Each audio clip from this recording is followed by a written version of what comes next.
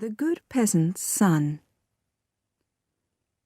Long ago, in a faraway tsardom, an old peasant lived with his wife and his son Martin. Time passed, and the peasant became very sick.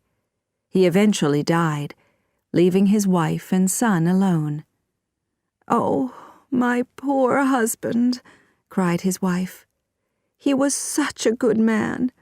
How could this happen?" She cried for days and days. Her son tried to make her feel better, but he couldn't. Then her sadness changed to worry. At night she looked up into the sky and asked, "What are we going to do? How are we going to live?"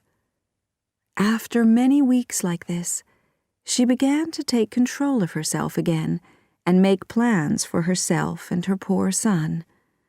Her husband had left them some money, 200 rubles. When they had finished almost all the food they had in the house, she gave Martin half the money and told him, "Go into town, my son, and use this money to buy flour, salt, and bread. Hopefully these supplies will last until the spring. Then we can look for work."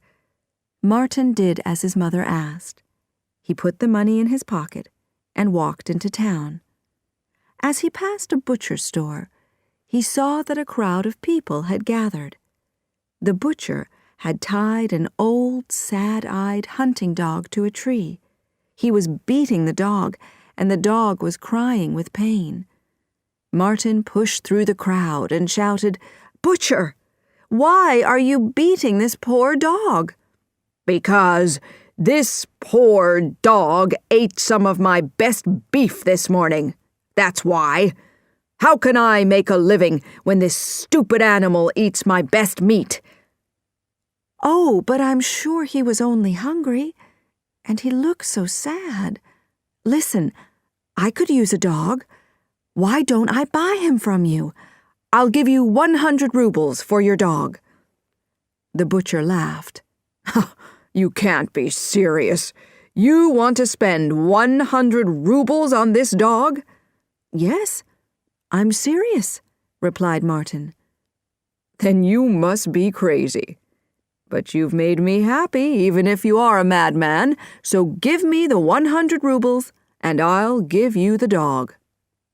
"Certainly," said Martin, and he took the poor, frightened dog away and began to walk back along the road, out of the town and toward his home. They walked slowly along until they came to a tree which had fallen by the road. Martin sat down, brought the dog close to him, and looked into his eyes. "Jurka, that's what I'll name you, and you'll have a safe and happy home with my mother and me." The grateful dog jumped up and kissed Martin's face with his big pink tongue. He knew that Martin had saved his life and was a kind and gentle person. The two friends then continued walking slowly home, side by side. When Martin arrived home and told his mother he had spent all their money on an old dog, she was very angry. "What? You took our money and spent it on this dog? What good can this do us? You know we have nothing. I've made one small cake with the last of the flour we had left. That's our dinner tonight, and there's nothing else. Do you understand? Oh, what would your father do if he could see us now?" "But, Mother, this dog is our good luck," Martin tried to say. His mother wasn't listening. Without speaking, she gave Martin half of the small cake she had made and left him alone to eat it. Martin shared his small meal with Jurka the dog. The next day, Martin's mother sent him into town again. But before he left, she sat him down and spoke to him in a serious voice. "These are our last 100 rubles. You mustn't waste them this time. You must buy supplies so we can eat. Do you hear me?" "Yes, Mother," answered Martin. He left their house and walked along the road into town with the 100 rubles in his pocket.